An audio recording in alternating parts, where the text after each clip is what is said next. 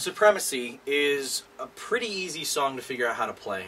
It's based on an open A, with your riff transversing to the C, to an E and F, back to E, and then a quick little da-da-da-ding. But the part that intrigued me most about this song was the way that the bass sounded. Now, some of you may have looked at the making of video that accompanied the album and may have caught the trick that was used. But some of them may have not, and I've gotten a lot of responses on some of the older videos from people saying, wow, I've never been able to dissect these sounds just listening to them, and when you explain it, it makes it like I can see again. It's one of those things where it was a bunch of trial and error, and with the new album I've actually picked out a few things without even touching my bass, just based off of the way that his rig sounds. Now, there's a lot of speculation that went on in the internet world and on the one Muse live fan site with a photo of Chris in the studio. He had a hollow body bass. He had an entire board sitting on top of his rack that was full of pork loins and swollen pickles and just all these way huge effects on there. And it looked like the pork loin was actually moved down onto one of the shelves and plugged in. And nobody really knows if that was a take or if it was him fooling around with some new pedals that he may have picked up. Maybe Way Huge said, hey, we'll give you everything we've got. You can try it out and see if you like it. Nobody really knows. But the one thing that I wanted to make apparent was, on this album, I really didn't notice anything on here that sounds like a Way Huge pedal to me. There may be, and I may be completely and totally wrong. I didn't notice anything that sounded different from the norm to what Chris is using. Specifically speaking with Supremacy, this was a combination of the Electro-Harmonix Octave Multiplexer and the Human Gear Animato. These two make a very gritty, very nasty, very deep, very rich bass tone. And this was a trick that's been used countless times before. Where a guitarist may play a detuned instrument, and rather than Chris adapt a 5-string and then detune the 5-string, he just used an octave pedal on a string he already had. With Matt playing a 7-string in this song, he just used the open A, but fed it through an octave pedal. With the octave setting, there's a little bit of the high-pass filter turned up, so there's a little bit of grit. It changes the way the Animato sounds, but the overall sound of the bass going into the Animato and the Animato gritting everything up made me point to the Animato here. You could try using an OC2. You're going to get a little bit synthier of a tone. That being said, it's doable if you're going to play this song live. I'm not sure how you would without a backing track, but if you were going to play this song live, you could theoretically cop this tone using any octave pedal you could find, as long as you can get some type of a clean, doubled octave signal where you have your dry signal and then the signal below. And with the way my chain is set up with the LS2, I have the OC2 or the octave multiplexer into the Animato. My second chain's open and empty, so I can dial that in to be full-on distortion, and the hint of clean from the other side kind of fills in the mix and gives me that nice bonus. But aside from that, there are no other effects used in this song on Chris's tone. This is one of the easiest ones to nail: bass, octave, distortion, and then into the board.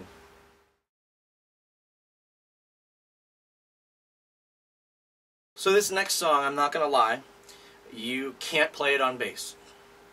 You just can't. It's not that you're not good enough, because the song and the notes are fairly simple. But from what I've gathered from the gear that I have, with everything set up the way that I've had it, tried every single combination, you cannot play this song on bass. It's just impossible. I've been actually trying to find a way to fake it, and I'm having a very difficult time doing even that. The song I'm referring to is Madness. This song was not played on a stringed instrument. It was actually from the synthesizer guitar. I forget where it was made, and I'm actually drawing a blank as to the name of it. Somebody's going to put it in the comments, and I'll feel stupid, but it's like a kitara or something along those lines. Or it's not a guitar, but it's an instrument that has a large touch screen here instead of strings, and then every fret has a button, so you can press and hold a fret, but as long as you're not touching the pad, it won't matter. And you can see on the making of video in this album where they're using this, and you can see Matt laying on a couch actually playing the song, dragging his finger across for the different filter sweeps. What I am going to show you is an okay way to attempt to fake it, although it's not perfect, and I don't believe this is even really a good way to fake it. But I mean, if you had to, in a pinch, you could do it. And what you're basically going to do is, you've got two options. The first option is to use this pedal and this pedal alone, which is the Digitech-based synth wah. Or you can blend, say, an octave pedal on one chain and then the Digitech-based synth wah on another, give it more of a rounded, fatter sound. So let's go ahead and take a look at what that sounds like. First off, I'm going to turn my high filter on the octave multiplexer off. So it gives me more of a cleaner sound to the octave.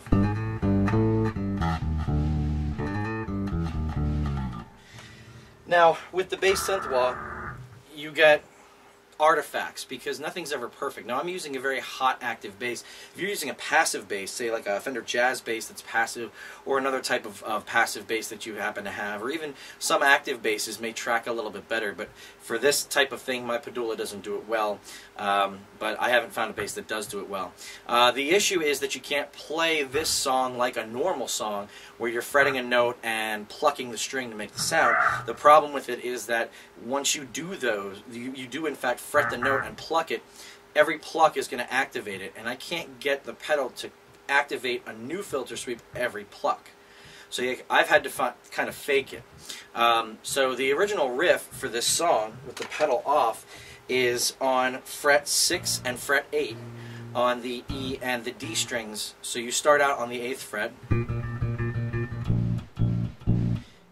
Okay, that's how you would play it if you were plucking it. I've actually had to resort to tapping the higher string.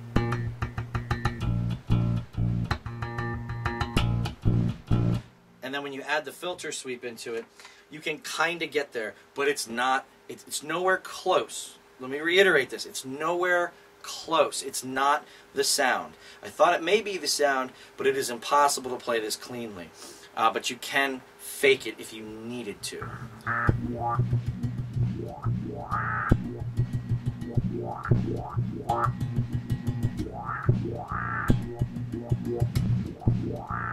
Now, with the song playing, it sounds different. And I'll play the regular track, and then I'll join in.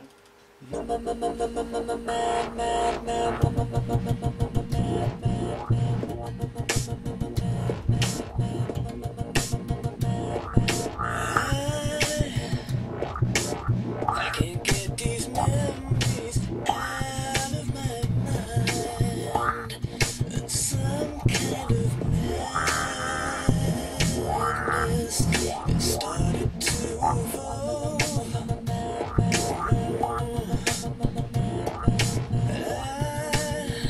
Again, I know it's not perfect, but if you wanted to jam along with the song and you felt that you could deal with a reasonable amount of the filter not working properly the way you'd like it to, you could do it that way. I don't know of a patch on the Deep Impact that would simulate this kind of sound. I've tried and manipulated a few, but I haven't gotten any. So if you do have one, please help out the community a little bit, and go ahead and share whatever your Deep Impact patch is. But if you're going to leave that patch in the comments below, go ahead and tell us a little bit more about your rig. What bass are you using? Some people find that different strings make the Deep Impact act a different way. So if you got something that is close to faking it, go ahead and post it up, and then we can all kind of enjoy it a little bit. If I come up with something, I'll probably leave an updated piece in the comments below and let everybody know exactly what's going on with it. But for the moment, that's about as close you can get to madness with the pedals that you may have picked up in order to copy some of the sounds that were around throughout wherever. But to be honest, it's one of those things where it's another instrument you're going to have to buy and learn how to play, and I don't even know if the sound exists in there or if they triggered it. Using it as a trigger for another synth, I don't know. I really don't know. Fact of the matter is that we will probably never know unless somebody gets it and then does it and then says, yes, this is in this box, or the company responds and lets us know that it is in fact the sound. They have been advertising Chris using this in the video and live, and he does have a new double neck where there's a status on the bottom and this on top mated together so they can play it live. But so far I haven't heard a live recording that sounds exactly like the album, and that leads me to believe that there's another synthesizer involved. We're just going to have to sit this one out, I guess. It's one of those things where you either fake it this way or maybe some other way and get closer. with some other pedal that I don't have, or don't try and play the song. Oh well.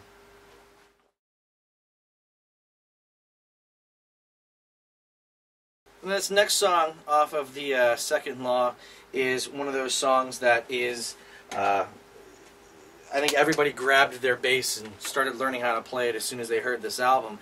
We're talking about Panic Station. This song isn't necessarily anything special. I can't nail it down in terms of an effect. To tell you the honest truth, it sounds like either a passive type of jazz bass plugged into a somewhat hot tube head, a little bit of grit. Maybe the HBE hematoma is used on a chain to give that lower crunchiness to it, while another channel is playing more clean sound. I can't tell you. I do know that with my bass, some of the slapping effects with everything turned up, some of it resembles the way the album sounds, and other things don't, and I always second guess it and think maybe there's a pedal in there that's just barely turned on, or maybe it's just the fact that he used, say, he recorded it with an Ampeg head, or maybe he's got some old 60s jazz bass that was awesome and he used it to record it. Who knows? I actually don't really have much information on this particular song. What I can say is that you can get away with an active bass into somewhat of a hot preamp in your setup. The important thing to note is, and I wanted to just share this with everybody, there's been some people asking, how do you play the song? How do you attack what he's doing in this song? So I'm going to give you a quick rundown of the song real quick, just so I can give you something, maybe a tutorial on how to play the song. The opening note is a thumb slap from octave E down, and that's pretty much it. And you can hear that it's kind of there, and if you continue playing the song, you kind of hear that there are elements to it.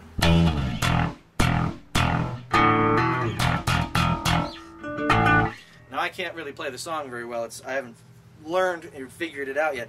But this one here, I believe, is 19 across the top two strings. So if you can fret the 19th string, or the 19th fret across the top two strings and strum them, you get the sound.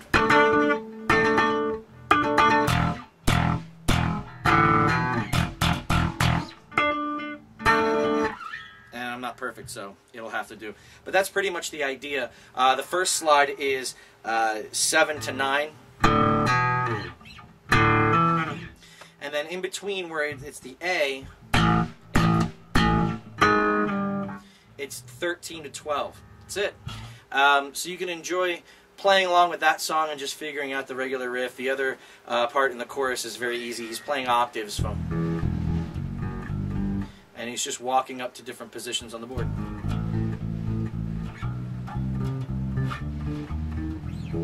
That's it.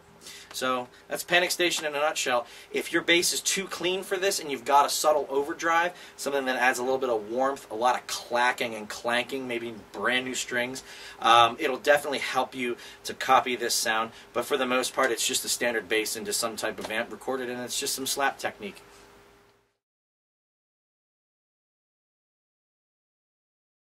Unsustainable.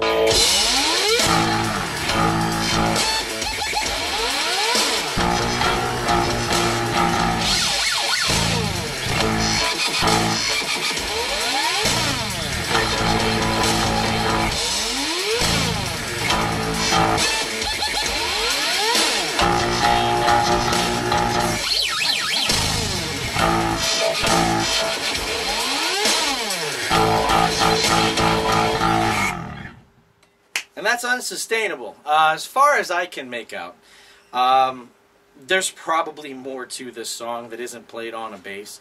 For the making of, we got a little clip of Chris playing, and then what he played, it didn't sound the same when it came out of the board when Matt played it back, and we saw Dom mixing and changing things on the computer. But the tone that he had while playing live, from all that I can see, was the Electro Harmonics Octave Multiplexer. That's it. High filter, just dimed. It gives this nice grit to the sound with the sub mix off. I'm sure that if you wanted to get a little more dubsteppy, and I'll actually show you that here, the regular sound of the octave multiplexer with this.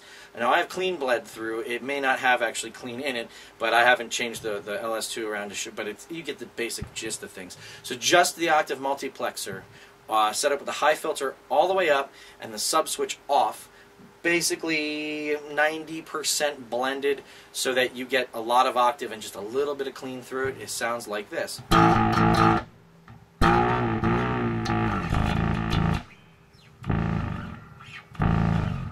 So you kind of get the idea. Now if you really wanted to go dubsteppy, say you wanted to play live this song and wanted to really go nuts with something and you had a backing track and what all that other stuff. Okay, so you wanted to do that. Let's take it above and beyond and turn the sub switch on.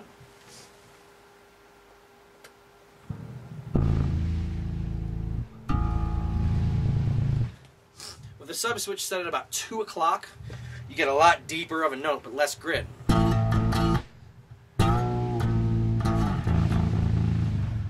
So you can get a little bit more in to the dirt. Now you could try different setups, but primarily it's just the octave pedal being put in there. It was all about Matt's thing that he was going on with, but this gets you pretty close and is very convincing. If you know how he's playing the drops and other things, I saw him fretting bends down here at the B, and I saw him playing up here at 14 when he was recording, and it leads me to believe he detuned it so that he could get a bend of some sort down here, which is something you'll have to contend with. If you wanted to do it without doing it that way, you could bend here on the 7th fret on the E and kind of get the same thing going if you really wanted to. But that's primarily how that song is put together.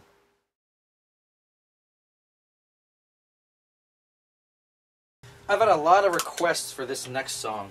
A lot of people have just asked, what is it? And just to kind of be on the safe side and really understand exactly what it is that they could be using.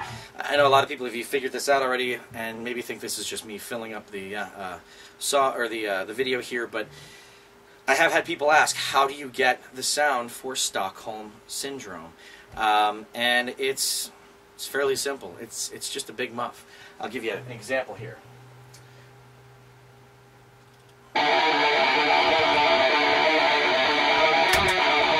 I'm going to drop D.